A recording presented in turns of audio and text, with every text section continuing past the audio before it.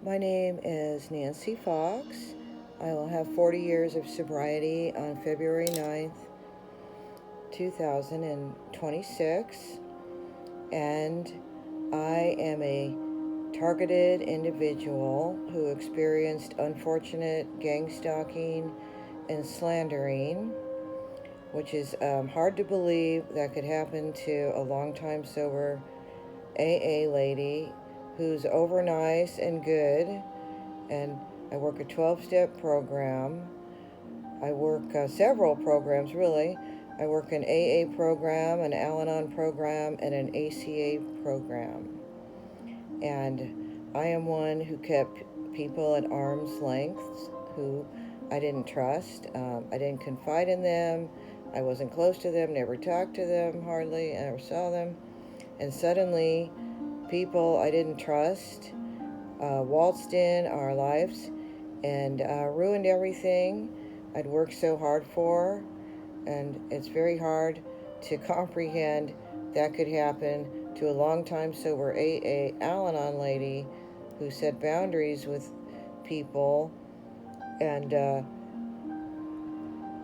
it's still it's hard to believe. So as soon as I had outsiders around our houses, and 20 years ago in 2005, they suddenly just backstabbed me, ruined our lives, caused drama, and all these things and manipulated things, coerced things, and did everything that I don't do and that I'm against. And I learned when I got sober, February 9th, 1985, I learned that year from a sponsor, don't manipulate, check your motives. So that's how I live my life, and I live to have God's will, to align my will with God's will, to have everything good and positive. And here I avoided everything negative, stayed away from people I did not trust, didn't confide in them, hardly spoke to them or saw them, and suddenly I was lied about and set up, and all this manipulating, game playing went on that I'm against, that I don't engage in, and that I avoided. And it's hard to believe that dysfunctionals could do that to a long-time sober AA lady when you had nothing to do with them. So that's why I'm explaining this, as gang stalkers are very cruel. I experienced being targeted. I wish I had videotaped everything and put it on the news at the time, and I did not know it would continue on what seemed as hate crimes. As after moving into the perfect house, the mailbox was smashed on the ground 2 times, it was stalked, the street was stalked, our cats went missing when stalkers had been there, my car was broken into, property was stolen, clothes went missing from the house, True Religion jeans I bought in '05 after a diet, my final draft screenplay writing software went missing, and all these things I invested in were stolen. And to ruin my livelihood, obviously, it seems. And I had to buy everything again, and $1,000 worth of True Religion jeans went missing, approximately, or 4 pairs that were 100 or 200 each, and other clothes I'd had since the 1980s. And I'm the type who invests my money in things and plan to keep them. And all these little, well, it's obvious they did all this to manipulate, coerce things, to ruin our lives, when here I'm an over nice person.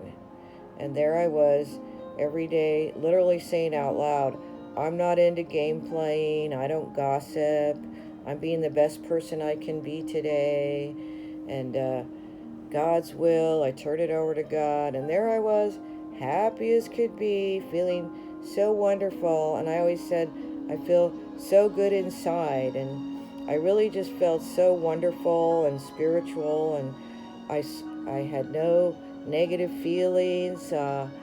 Everything was great by my 12-step programs that I started working in 1985. As I said, I first got sober in Alcoholics Anonymous in 1985, and then at 3 years sober, I went to Adult Children of Alcoholics Anonymous to heal my inner child, and Codependence Anonymous. And I went to those two programs for 1 year in 1988 and did a lot of work on myself. And I went to a John Bradshaw workshop. I read the John Bradshaw family books.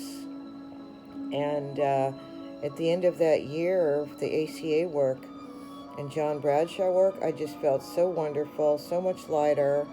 And my whole goal, since I got sober, is to be the best person I can be, to do nothing wrong, because then you don't have any feelings you want to escape from.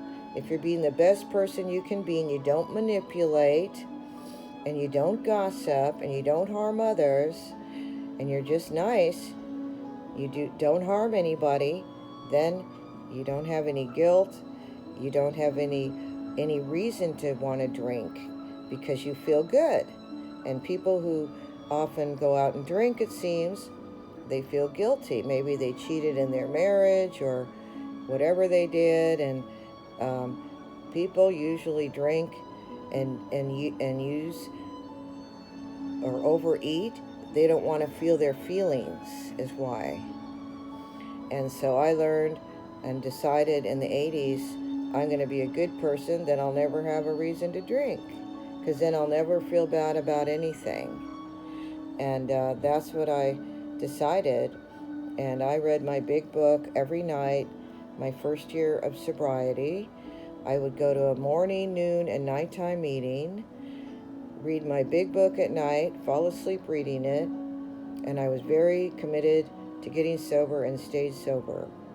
And that I didn't answer my phone. People who called me that were who I had partied with, I wouldn't answer the phone. I didn't answer their knock on the door, and I was very, tough love with myself. The saying goes, you don't go slippery places, you won't slip. It's like I quit walking down the alcohol aisle at the market, and I still don't walk down it. I don't want to see alcohol. I don't drink.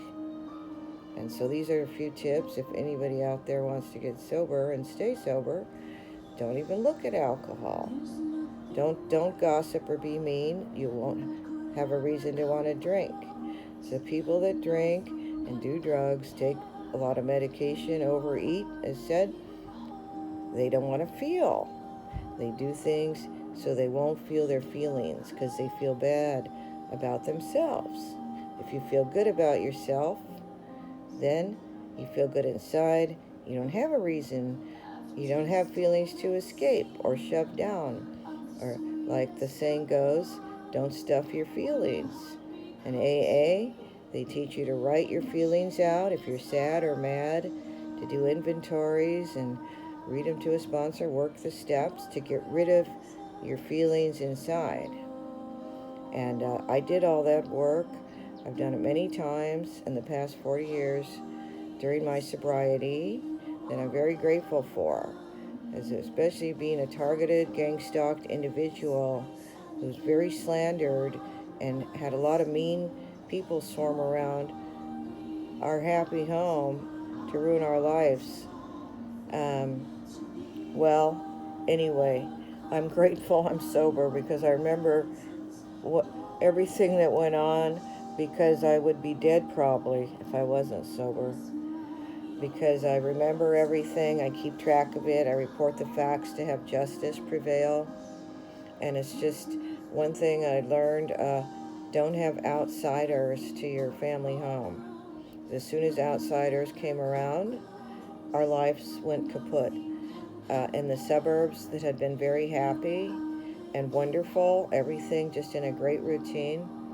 And as soon as I allowed outsiders in our homes at a long-time sober AA party I had, February 27th, 2005, and a housewarming party we had, October 8th, 2005, as soon as I allowed outsiders in, everything went kaput by their wrongdoings, their meanness.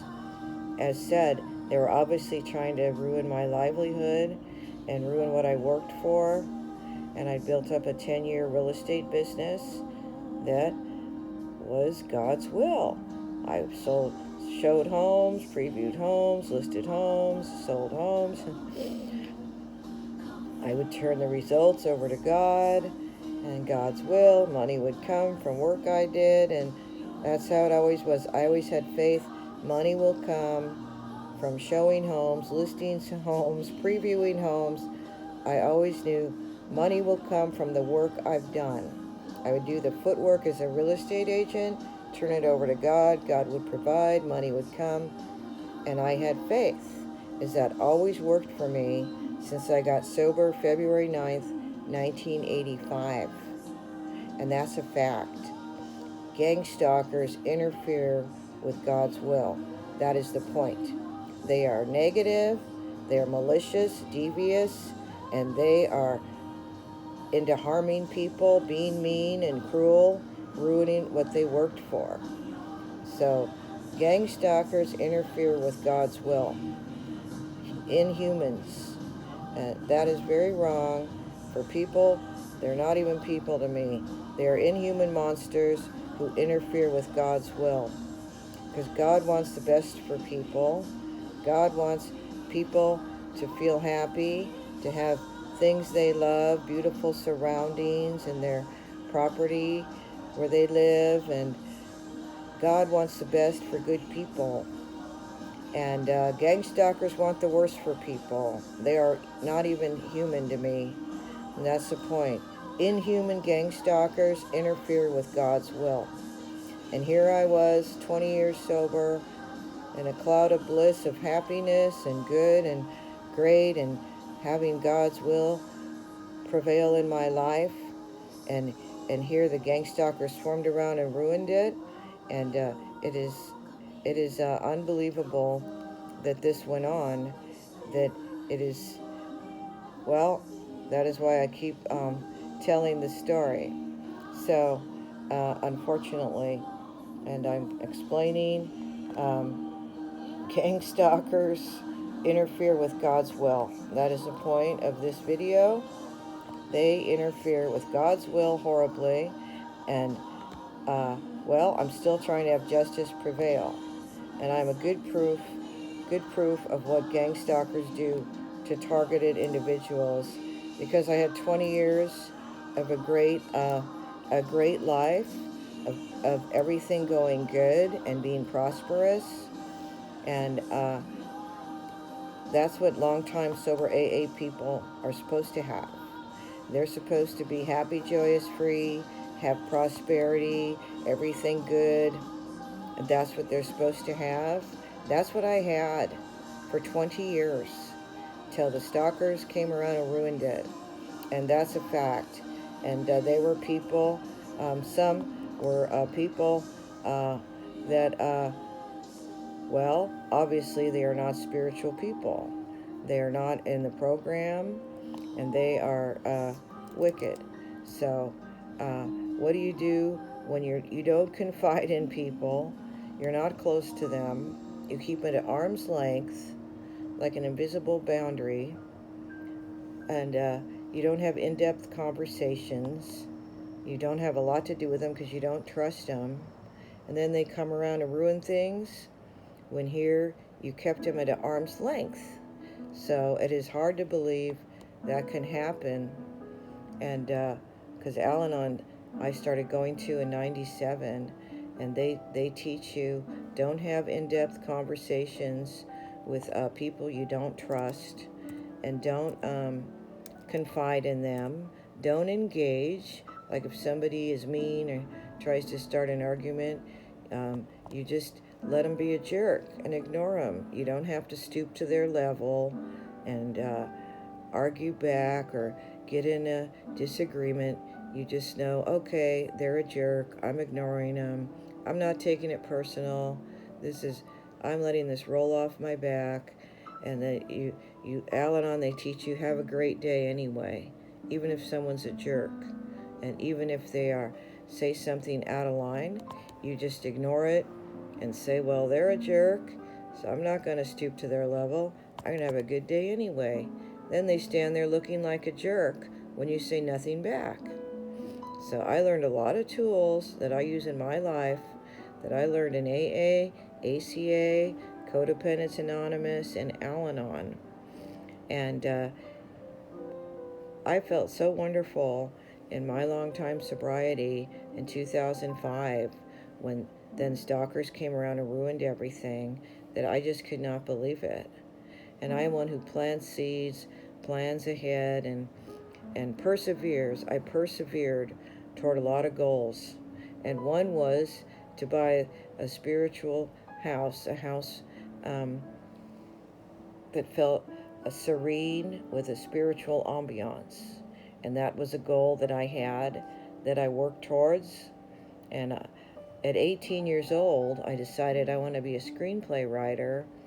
And at that time I said when I grow up, but at 18 I said I want to be a screenplay writer and have a writer's house in Malibu, like a writer's retreat. And so I set out to be a screenplay writer, and I studied many screenplay writing books. I took playwright, theater arts, academic English, and I set out to be a screenplay writer.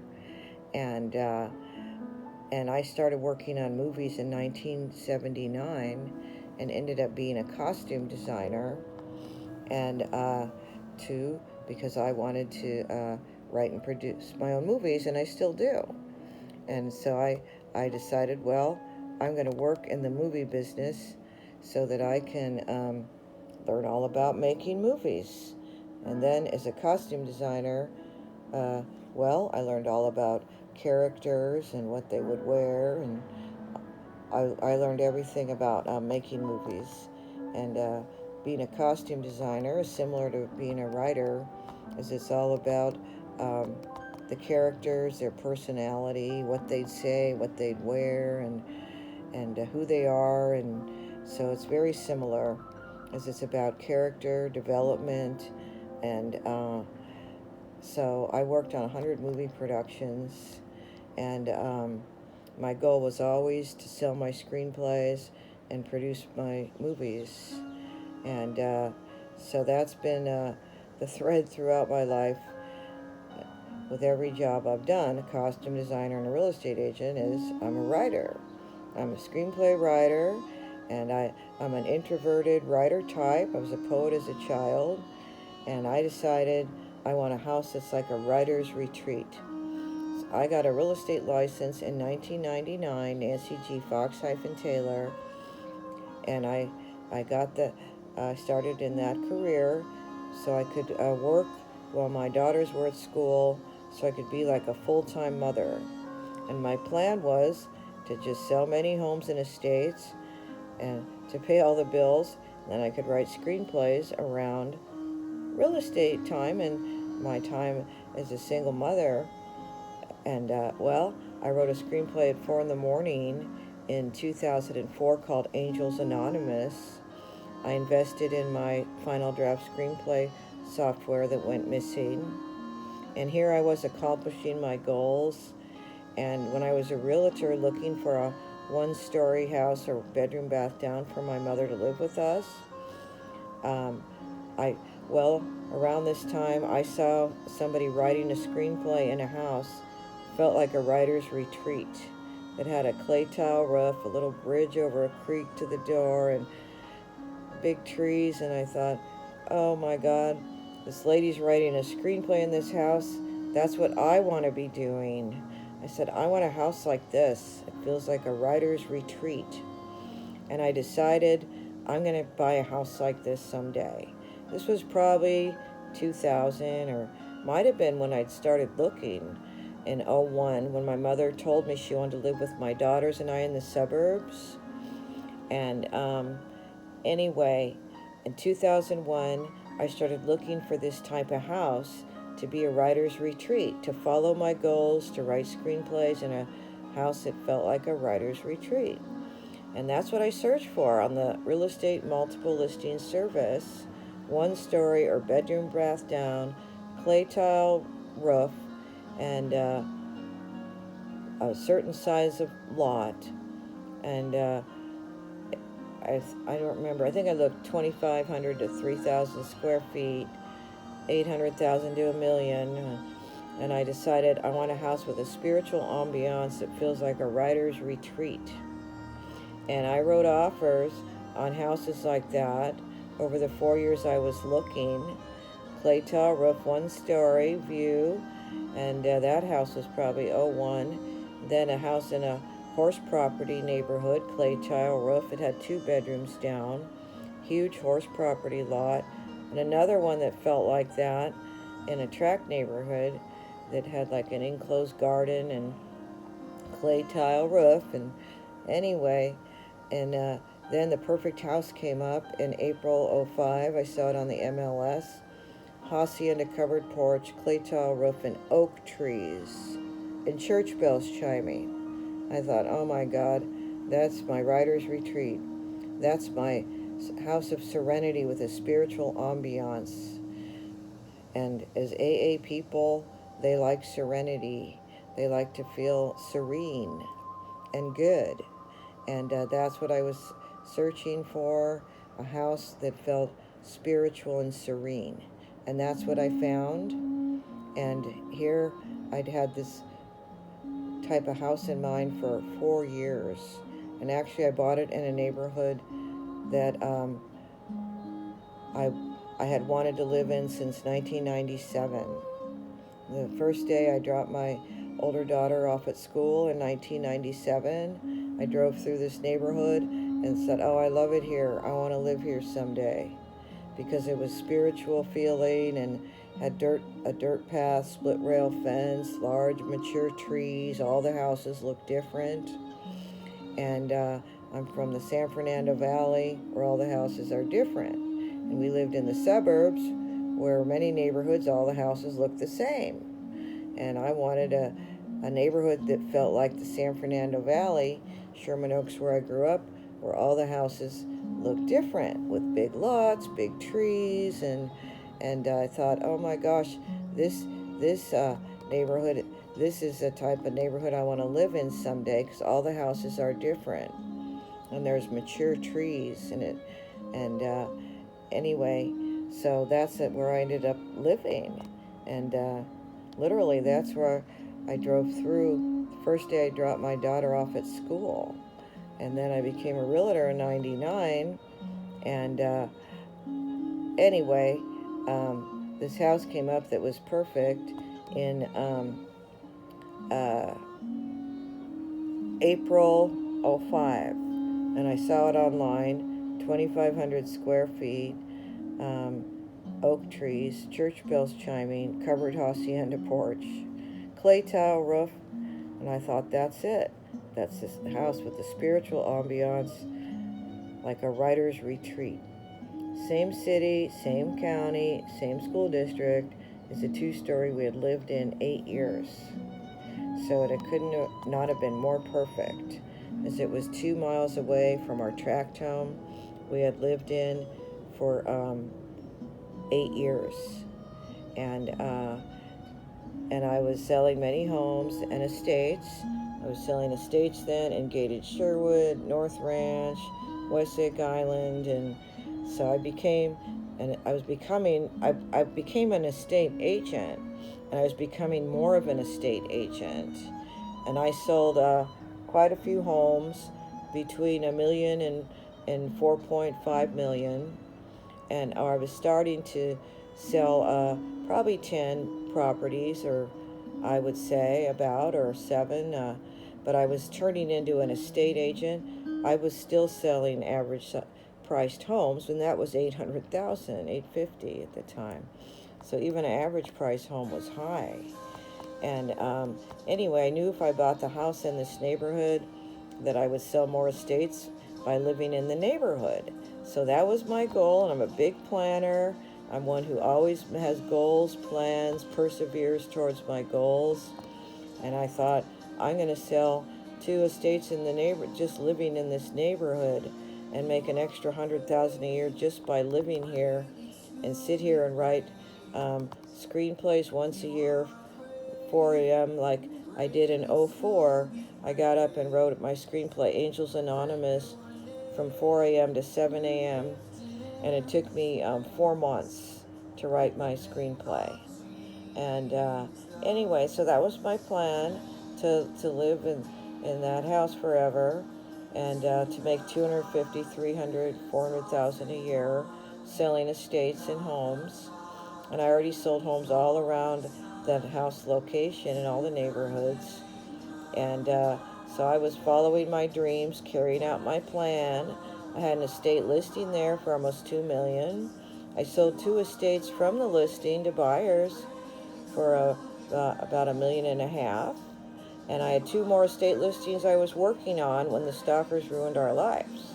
So there I was, carrying out my dreams and plans, as I am one who's a big planner. That's how I've always been in my life. Like in my off time, and when I was 18 years old, even in my 20s, I would read a book that would teach me something. I will still watch a documentary on TV. I am one who wants to learn something. I am not one who reads romance novels and plays games on the phone. Okay? I am one, if I have spare time, I am doing something towards my future, towards prosperity. And that's how I've been my whole life. And that's how I was in the 80s.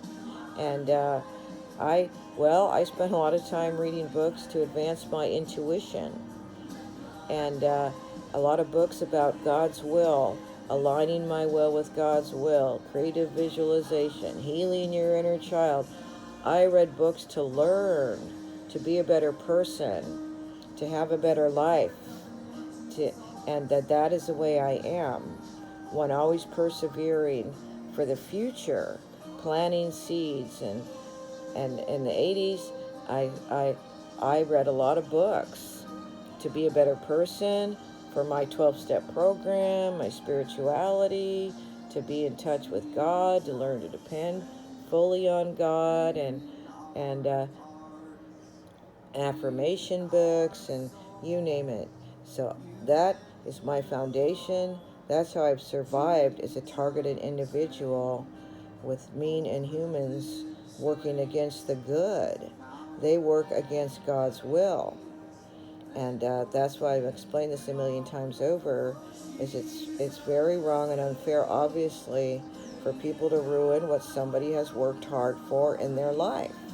And I worked hard building up my 10-year real estate business. And when I was framed and set up in '09, I had 4 listings. I had 7 buyers, and I had 2 sellers that were buying. So I had 166,000 in business going, and that's a fact. And that was from 10 years of work as a realtor, of networking, planting seeds, being nice to everybody, showing homes, previewing homes, and showing buyers homes who then would list their house with me, and who were going to sell and buy. And it was years and months of work that went into what I had going in '09. And I was carrying out my dreams. I was going to make 300,000 a year, living in the house I bought with a spiritual ambiance, perfect family home in the right city, county, and school district. And and we had our life in that suburb area 12 years, and I plan to stay there forever. So it is still hard to believe that gang stalkers could swarm around and ruin what somebody worked for. As I said, I am one who would invest money. I lost weight on a low-carb diet '05. I invested in True Religion jeans. $1,000 of my jeans were stolen from the house. Okay? I might still be wearing them now. I could have worn them 10 years. My final draft CD program I wrote my screenplay on, that was probably $200. I am the type who doesn't like buying something I already bought. And that was an investment for my screenplay writing career. My real estate listing portfolio was stolen from my car that I listed properties with, that ruined my livelihood, that had all my color flyers in it from the years of listings I did. And that's how I listed homes. They stole my livelihood breaking in the car. That real estate listing portfolio was worth millions because that's what I took to list houses. And so that was stolen by a car break-in. My daughter's Royal Academy of Dance bag was stolen, and she started Royal Academy of Dance at 4 years old. She started dance classes at 3.5. And here, her toe shoes, tap shoes, dance clothes, and huge block ballet bag stolen from the car. And that's what went on. Mailbox was smashed on the ground 2 times. Stalkers swarmed around with their negative energy, interfered with God's will, the good positive energy. My whole business was based on being positive, good, happy, nice. And that's how I sold homes and estates, by being nice and honest and good and hardworking. And they swarmed around and ruined everything as I was so nervous and afraid about who was stalking. I couldn't work the same. And that's a fact. I was running to ballet to check on my daughter, and I picked up my older daughter at high school, drove her to a class, and on her taking the bus. I was scared to death of the stalkers, and that affected my income. Just them swarming around your street and mailbox affects a person's livelihood and prosperity and ruins what they worked for in their life.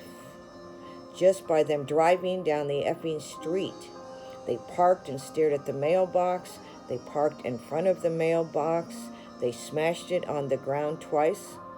If I had known, I would have videotaped it and sent it to the news. Like I see on the news, people, hate crimes, vandalism, that's what was done to us. Hate crimes and vandalism.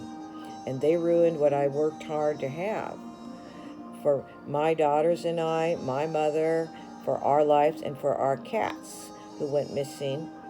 And my whole life was being with my buyers and sellers as a realtor for 10 years and being with my 2 daughters and mother. That's who I talked to. That's who I ate with. That's who I ate at restaurants with.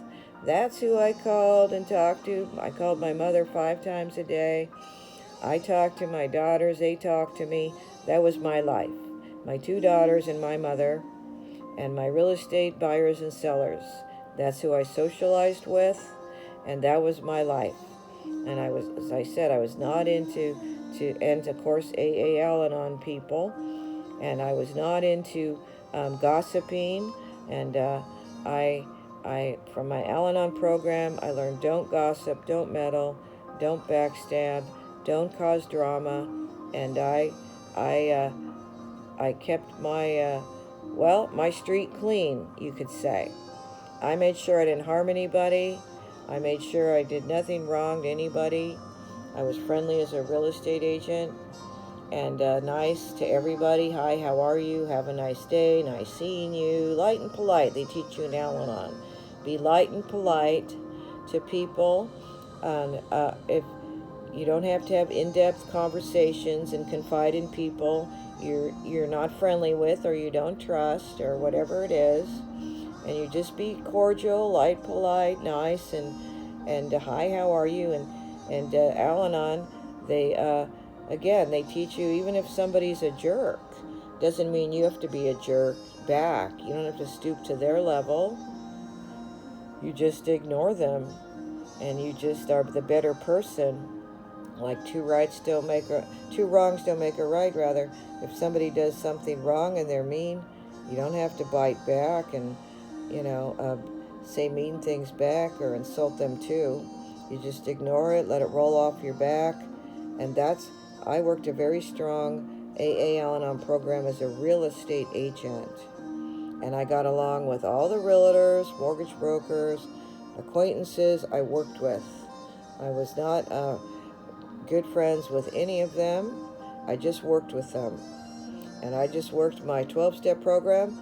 I didn't even tell them I was in Alcoholics Anonymous for many years, that I'm a spiritual person who works a 12-step program.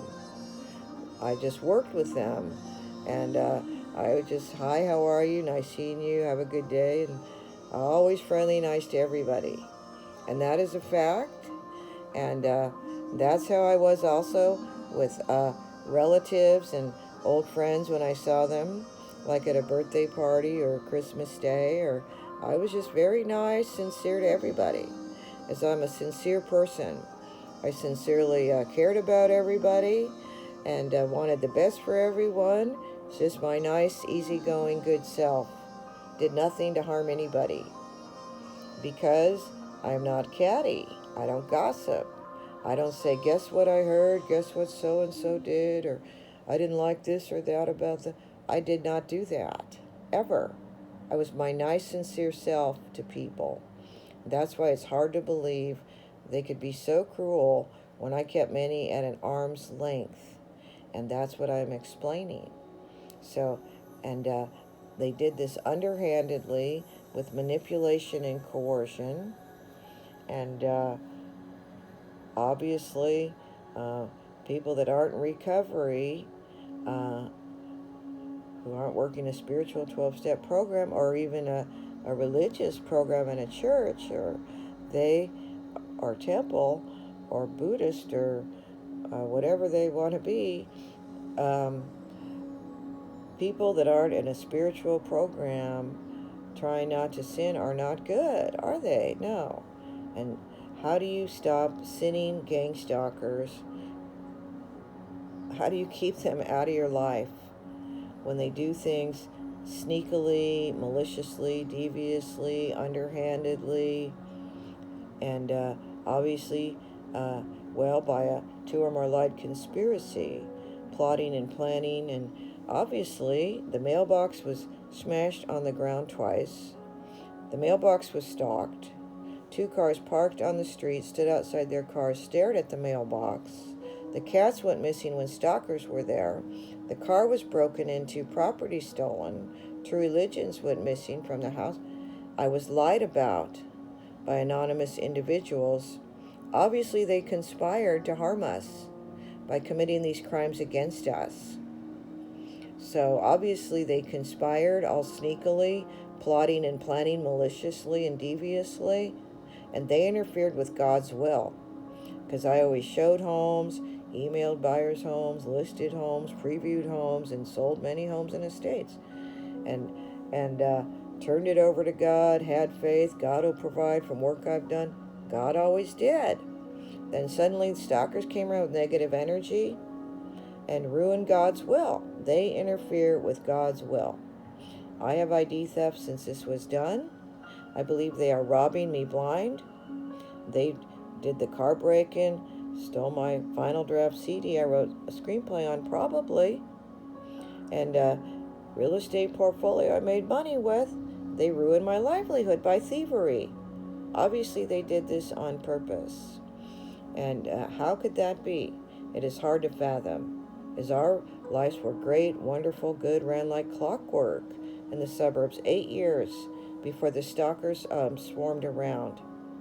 And it is just hard to believe. And I bought $1 million house in '05, the spiritual ambiance.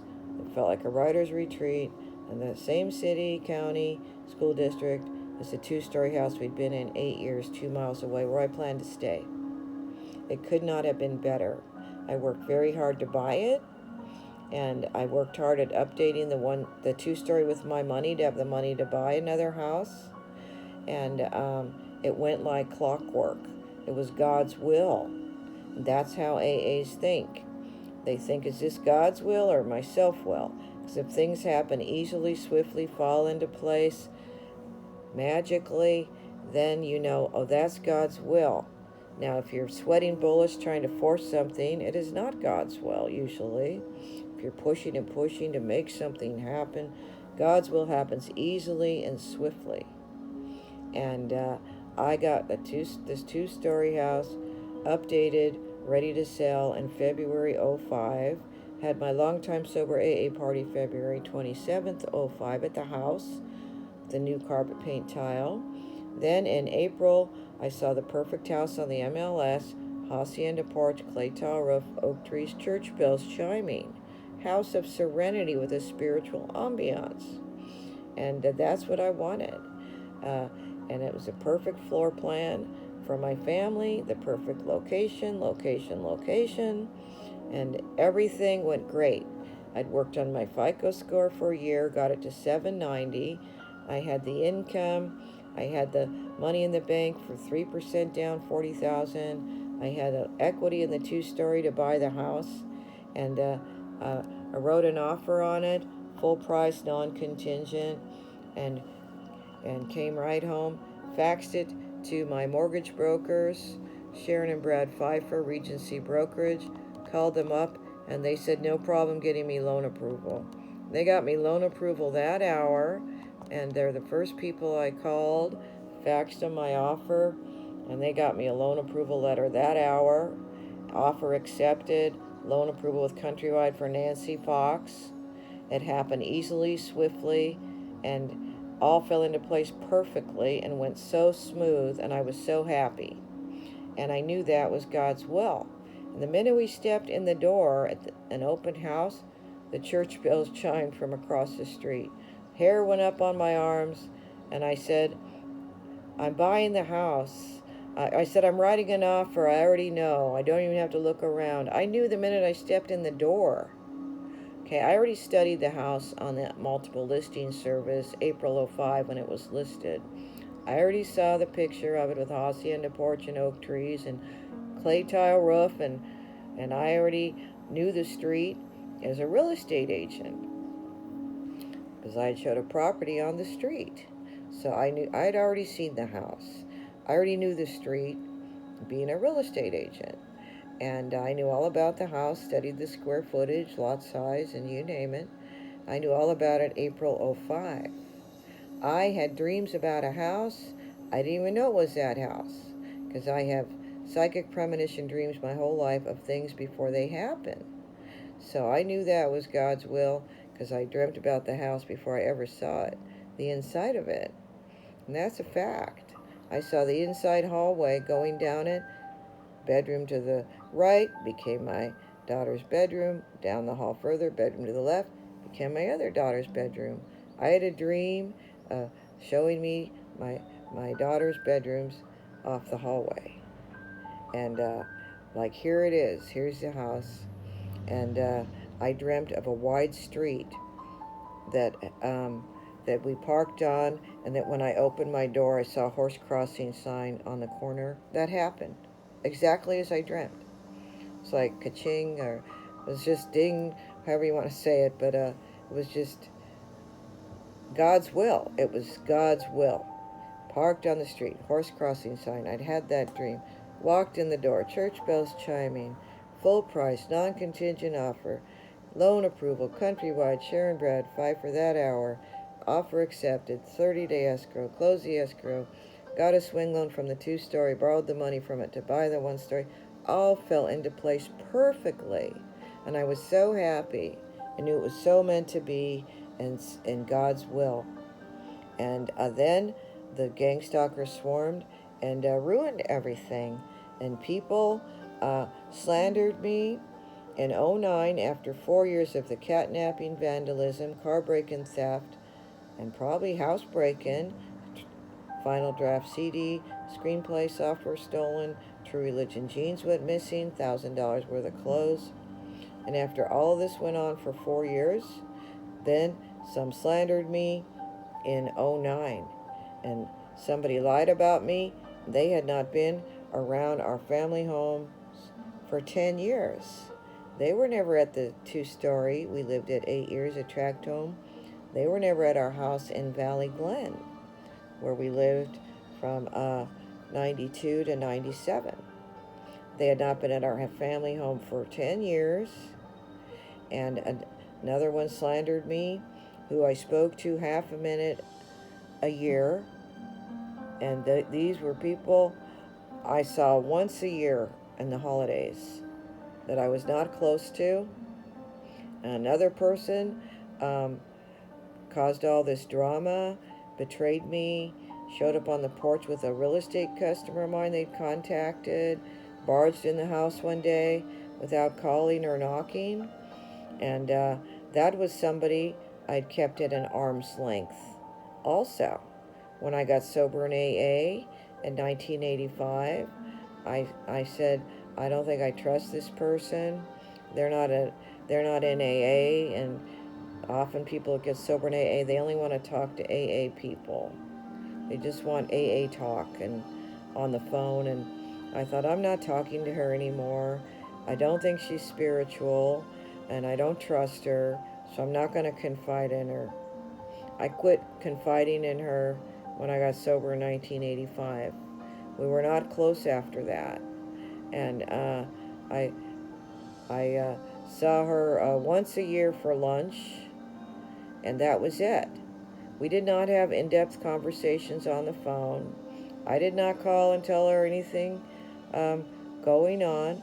That was somebody I'd see at a birthday party once a year, a holiday party once a year, lunch once a year, and that was it.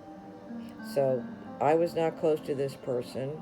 They did not know I was a spiritually advanced, long time sober AA, uh, type living a spiritual life of just being good, not gossiping, and so on. And purposefully, I kept that person at arm's length and said it to myself out loud. I remember in the 80s, I said, I'm not going to confide in them. I don't trust them. They're not a 12-step program. They're not spiritual. And then they show up on the porch with a real estate customer I didn't introduce them to, and came barging in without calling or knocking. And somebody I set an invisible boundary with, like, I'm not allowing them in my life. I'm not calling them on the phone about anything. And I just stayed detached. And Al Anon, they say, if you don't trust people, you just stay detached from them. Keep them at arm's length. You're just supposed to be light and polite and surfacey.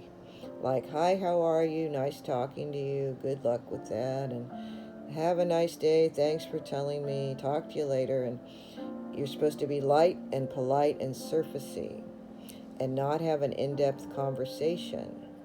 You don't confide in people. You don't give them personal information. Like, the only person I would call and tell I sold a house to usually was just my mother and my daughters and maybe another in-law. And I would just, I still didn't tell anybody what I made. I didn't discuss personal information. As I learned that also as a 12-step person, you don't tell people your bills or your mortgage unless you're working your 12-step program on all that, of course, which I did also. I did that too. And I went to Debtors Anonymous in 1998 to learn not to charge on credit cards, to keep track of your money, and I learned a lot in that program. And I didn't really debt. I don't gamble, and I've never had a spending problem in my life. Uh, I just needed to learn how to manage money. And what I learned there was don't debt, don't charge, to only get secured debt loans. Like the Debtors Anonymous program rules are that you cannot charge. You can only get secured debt. That would mean a second loan on a house. That would mean refinancing your car. That means you don't charge, you only use cash. And you're only allowed to have secured debt. So here I started working that program too in 1998 probably, or I went there for a while, probably a year. You learn don't charge. That way you lower your monthly bills, and you're only allowed secured debt, as I said. And so that means you refi your house, take cash out, keep it in the bank for reserves. You have a second loan with a monthly payment, but it's secured against your house. That means you refi your car even to lower your car payment. So that's what they teach you in that program. Do not charge, only have secured debt against your house or car or something else. So um, that is their rule. That way you don't have a bunch of credit card bills stacking up.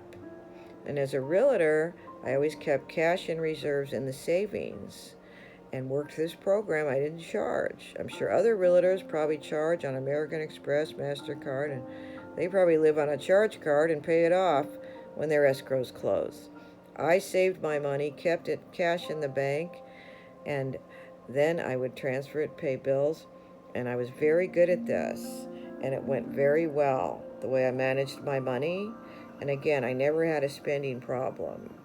I just We bought a house in Valley Glen with my Studio City townhome money I made in a 92. And anyway, suddenly here I'm a family lady with my daughter. I was married then, and anyway, I just had to learn how to manage money being a homeowner and having a family and being a homeowner. And so I learned don't charge, because if you charge, then your bills are higher every month. So like you have Target, Macy's, whatever it is, and pretty soon you're spending 200 on 3 credit cards, 600 more. So Debtors Anonymous, they teach you don't charge, only use cash like home equity, refine your car, keep cash in the bank, and pay the minimum payment, not more. And that's what they teach you. And that's what I learned, and I stuck to that program, and it worked very well for me. So that would mean refi your house. If you do have credit card debt, it would mean refi or take out a second, pay all the credit card debt off with secured debt against your house. Then you just have one payment. Then you're not paying a lot of interest either, and you pay the minimum and keep your cash in the bank. Then you're not charging or borrowing money. And that's how that program works. I followed that program. I kept cash in the bank. I didn't charge.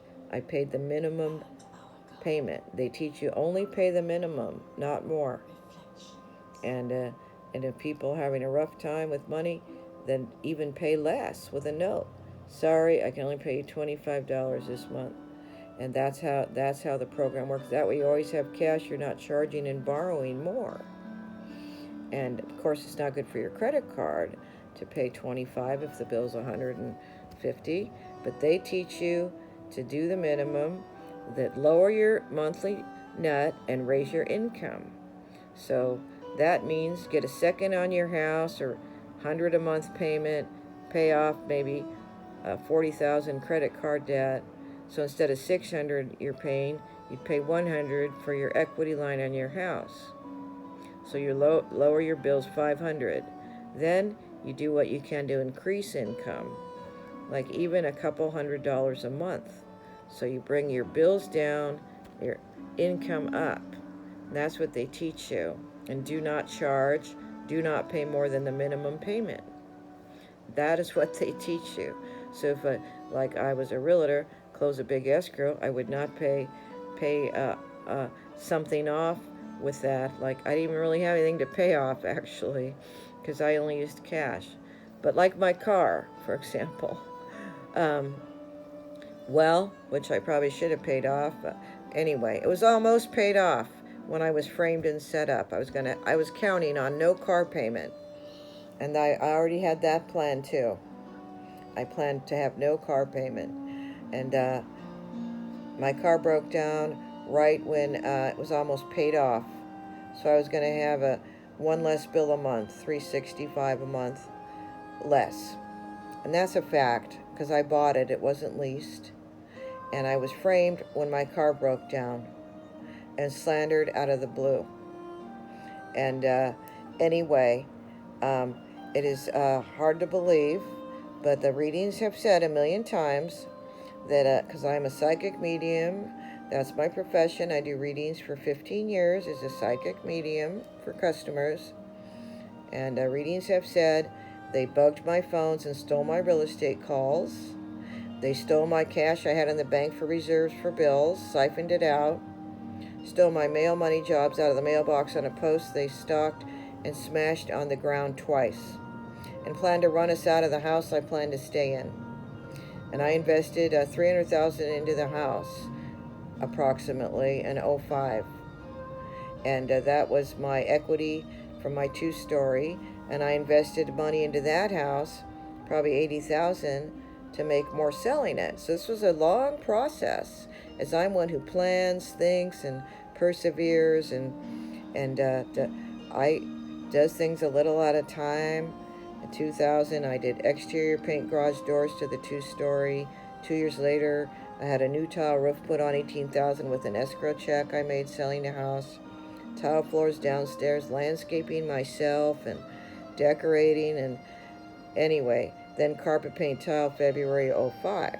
So here I am doing updates little by little, knowing I'm going to sell, make more money by the updates, by the money I invested in the house to buy another house. And so anyway, I invested 300,000 into the spiritual house that felt so serene, with oak trees and church bells chiming, and dream come true, God's will, where we were supposed to stay. And here the stalkers formed around to ruin it. And it is hard to believe. And my SUV broke down in early '09, or not early, I think it was May '09. Then I'm slandered and set up by people that I kept at arm's length, that I wasn't close to, that I talked to on the phone once a year, that I saw once or twice a year for holidays and birthday parties, just light and polite, surfacey, didn't confide in them, didn't have in-depth conversations with them, and suddenly they outright slandered me and ruined everything I'd worked for and set me up. And after 4 years of the stalking, vandalism, and so on. So for many years, I'm explaining the facts for 16 years, because I know I have ID theft, and it obviously was planned by these malicious, devious, evil, wicked, mean gang stalkers who ruined our lives just with their negative energy of stalking. So how do you have justice prevail? What do targeted individuals do when they sneak around and do these things underhandedly, maliciously, sneakily, obviously conspiring to harm people that they target? That is what I experienced. And as I said, here I was, happy, joyous, free. Our lives were great, good, wonderful, everything positive, and just flowing along perfectly in the suburbs for 8 years, till they swarmed around. And also, many showed up everywhere I went. And my reading says they framed me with my own money I was spending. And in '05, I spent money. I finished updating the two-story to sell it. I spent money buying the one-story from my two-story house by a swing loan I got against it, a lien recorded, that I paid off when the two-story closed. I spent money updating the one-story as planned, that I planned the first time I saw it. I walked in, I said, I'm going to put hardwood floors in, and I'm going to remodel the guest bath. And it was all planned in my head the minute I saw the house. And I did that with my money from my two-story house. Then we had an empty family room, and I said, I'm going to buy wrought iron furniture and for the family room to eat dinner, watch TV, and it's all planned in my head, on a list, estimates. I'm buying wrought iron furniture. Somebody comes running in the store, stares at me, and runs out. And every time I got gas, somebody would run in the gas station, even 2 different people. People would appear when I was at PetSmart, Staples, Home Depot, and everywhere I went, people would show up when I was buying something. Now, my readings say they framed me with my own money I was spending and lied. She spent too much, so we got to set her up, get a hold of her finances, take her mail and money. When no, my mortgage payment was $2,700 a month. on the one story. I put 300,000 of my money into the house, 40,000 updating the house, 3,000 on furniture, cash, of course, as I don't charge. I was done spending.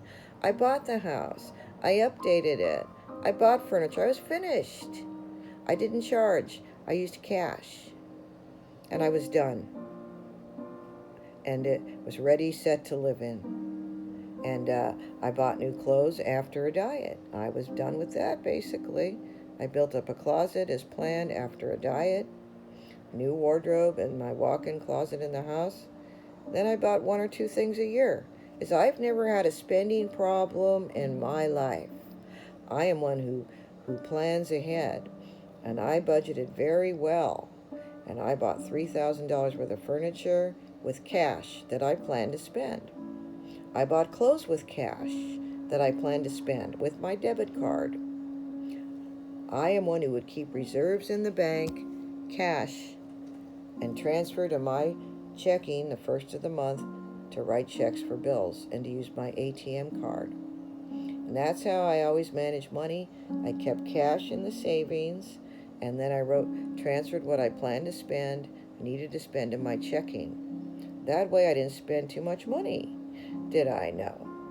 That way it was in the savings for bills, cash, because I went to Debtors Anonymous in 1998 for about a year.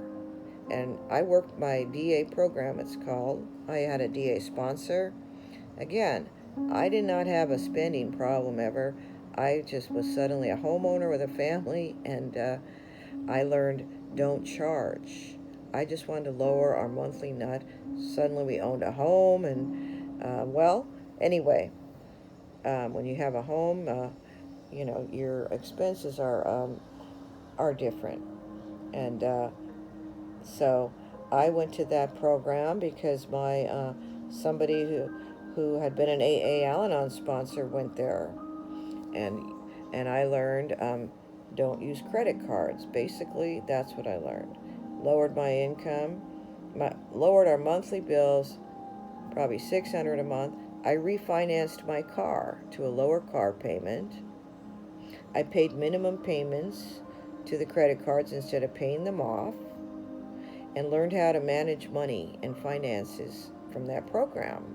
And it worked very well. I don't gamble. I'm not a person who goes to Vegas. I'm not one who had a Ferrari or Rolex. I am not into spending money like that. So anyway, I never had a spending problem, like I said. I am one who'd buy clothes and wear them 5, 10, 20 years. I invest in clothes. I invested in books. I invest in things. And so anyway, I've never had a shopping problem in my life. And so I'm one who's always smart with money. But that's what I learned in that program. Don't charge, pay the minimum. And so I refied my car to get a lower car payment, for example, and paid the minimum on the credit card bills till they were paid off. And then I even got a job as a teacher. I taught a wardrobe supervisor class, and I did little jobs for like where I just make a couple hundred a month.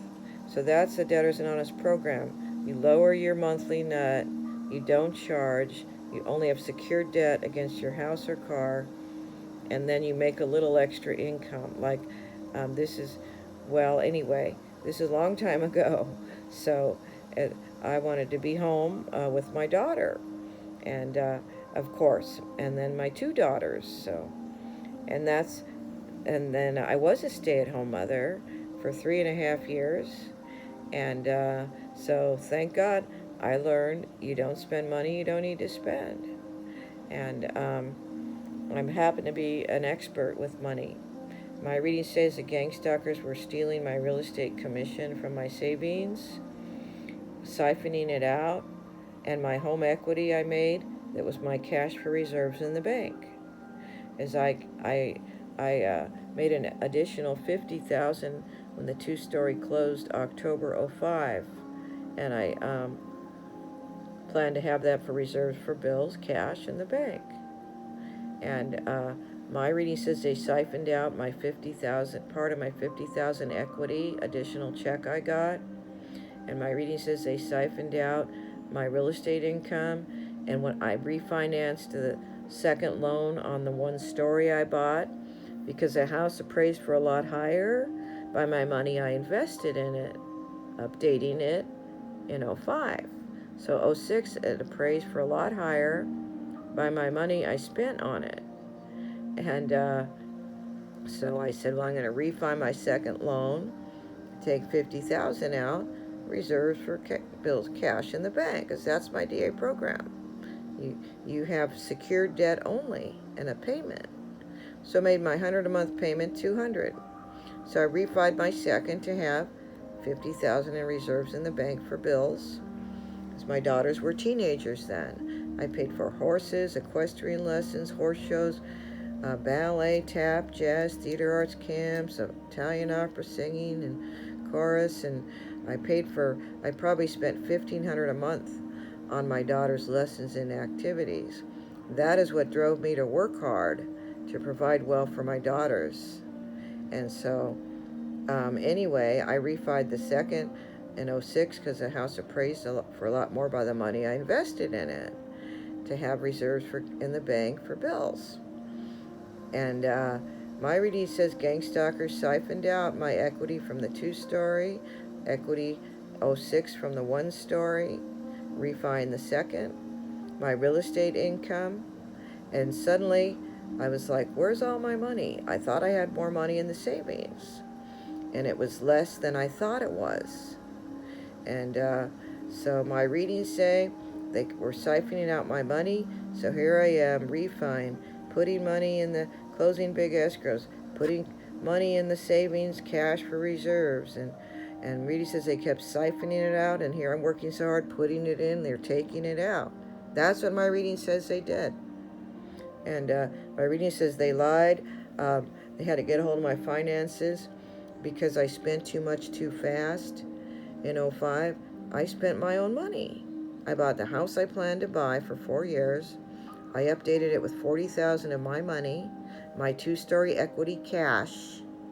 I bought furniture, 3,000 cash.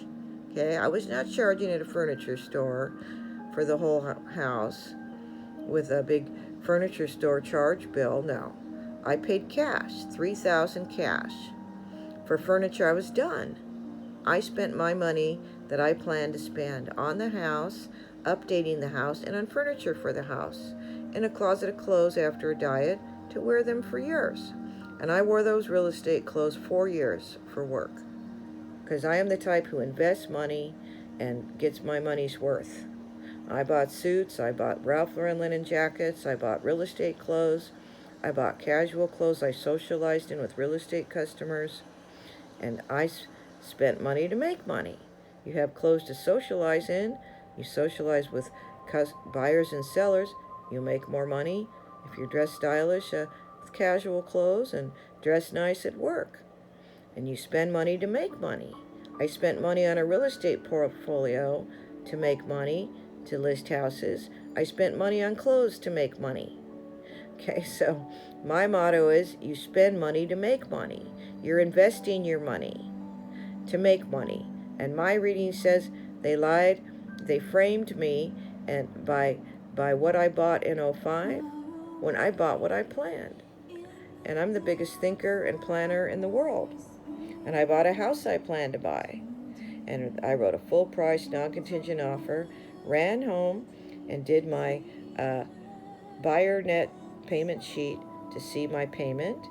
I did my seller's net sheet again to see what I'd make selling, how much equity I had. I did my cost of homeownership per year sheet, and that shows you how much you'll save on your taxes, writing off your interest you pay on your mortgage. So I had it all figured out. I faxed an offer to my mortgage brokers who got me loan approval. It went perfectly.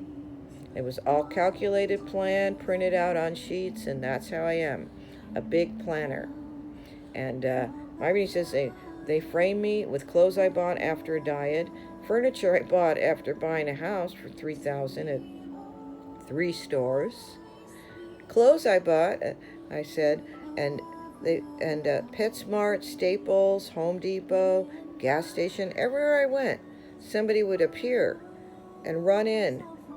And it seemed, well, I didn't know it at the time, but looking back, because of my readings say they framed me with my own money I spent on what I planned to buy. And that's hard to believe. And my reading says they planned to run us out of the house, lied it was too much for a single mom to buy $1 million house when no, it was not. I invested my money in the house, and that was $225,000 down cash, $40,000 of my cash updating it, my money I made on my two-story that I made because I spent money on that house updating it. So, as a smart real estate agent, I knew these things, and I spent my money I planned to spend. I spent my money to buy the house. I spent my money updating the house. I spent my money on furniture for the house. I spent my money on clothes to make money selling homes. So I spent my money the way I planned to spend it, and I was done spending. And my reading says they frame me with my own money I spent on what I planned to buy. And I had lists, measurements, a measuring tape in my purse when I bought furniture. And literally, somebody came running in a wrought iron furniture store, Thousand Oaks Boulevard, and because I stared at the family room and said I want to get 4 wrought iron chairs for the table, and 2 wrought iron breakfast bar stools, and probably I searched on the internet for a wrought iron furniture store, and I went to one on Thousand Oaks Boulevard, little store, and bought 6 wrought iron chairs. Somebody literally came running in, stared at me, ran out. Somebody kept running in the gas station when I was paying for gas or pulled up at the pump. People appeared in the Home Depot nursery when I was buying plants or looking at plants. And then somebody appeared when I was at Staples, PetSmart, and every time I like park or be in a store, somebody just appear. And my reading says they were doing that to see what I was spending money on, to frame me with my own money I spent. Now, when somebody sells and buys, that is a year they're spending money they normally wouldn't spend. That's like once in a lifetime, or twice or 3 times in a lifetime. When somebody moves and gets another place, they spend money. They spend money updating their place they're selling, or even if they rent, they might have to paint it to move out or something. So somebody's moving, they spend money on the property they're moving from. Then they spend money on the property they move into. Then they often need new furniture for the new property. Okay? When somebody diets, they need new clothes. Okay, so this was a year of spending. I was done spending. That's for me, that was really like twice in a lifetime. But when you make equity on your property you're selling, you often spend it on the property you're buying. You buy it, the down payment, you might want new dishes, placemats, furniture, curtains, curtain rods, picture frames, whatever it is, bath mats, and then you're done spending, you're finished. So that is a year of spending often when somebody sells and buys. My reading says they're targeting a lot of people when they are selling and buying and moving and framing them with their money they spend to sell and buy. When that is like a once in a lifetime year. That is temporary. And that is wrong. And my reading says that's what they did to me. They said they're going to run us out of the $1 million house, rob my realtor business, then rob me blind from then on after they set me up, when I planned to live there forever. And my mortgage was $2,700 a month. And it was not going up for 7 years. And I invested my money in the house to stay there. And I have ID theft since. I don't receive mail or money as I should since. I don't receive PayPal as I should since. And my reading says they outright framed me with my own money I spent in '05, lied they had to get a hold of my finances, and robbed me blind with lies.